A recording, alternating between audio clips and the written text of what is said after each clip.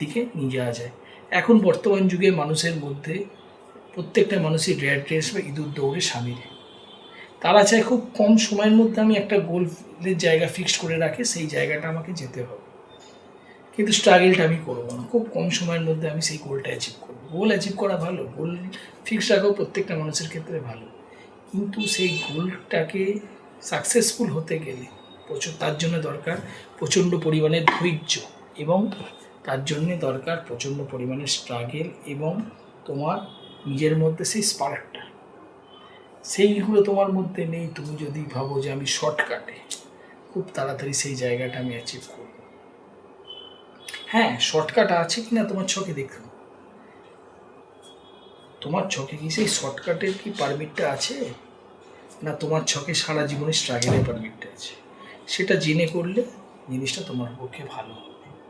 নাহলে দীর্ঘদিন ধরে শর্টকাট চেষ্টা করবে, বা দীর্ঘদিন ধরে স্ট্রাগল করছো, রাস্তা কিছুই পাচ্ছ না। অনেকে বলে যে যা আছে কপালে তাই যাবে, ঠিক কথা, কপালে যা আছে তার বেশি কিছু হয় না, কিন্তু সেই রাস্তাটাকে যদি স্মুথ হইতে পাওয়া যায়, তোমাকে যে জিনিসটা কষ্ট করে 5 কিলোমিটার সাইকেল চালিয়ে গিয়ে পেতে হতো, সেই জিনিসটা যদি এক ফোন ক্লিকে যদি তোমার বাড়িতে পেয়ে যাও। প্রত্যেকটা মানুষই তো এখন শর্টকাট চায়, তাহলে ক্ষতিটা কী?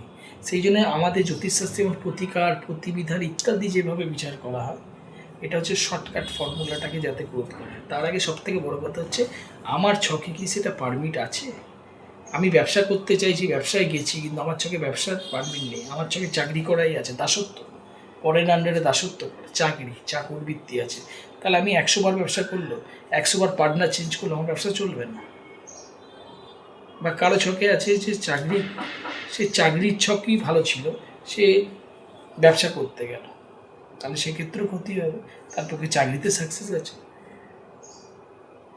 সেগুলো জানুন যে কোন লাইনে পড়াশোনা হবে, সায়েন্স, আর্ট, কমার্স, কোন লাইনে আমি কাজ করব, কোন ব্যবসা করব, চায়ের দোকান করব, না বিউটি পার্লার করব, না অ্যাস্ট্রোলজার হব, না মেডিকেল ইঞ্জিনিয়ার হব, না আমি বড় দাঁতের ডাক্তার হব, কি বলছে আমার হরোস্কোপ, তার উপরে নির্ভর করে সব কিছু নির্ভর করে।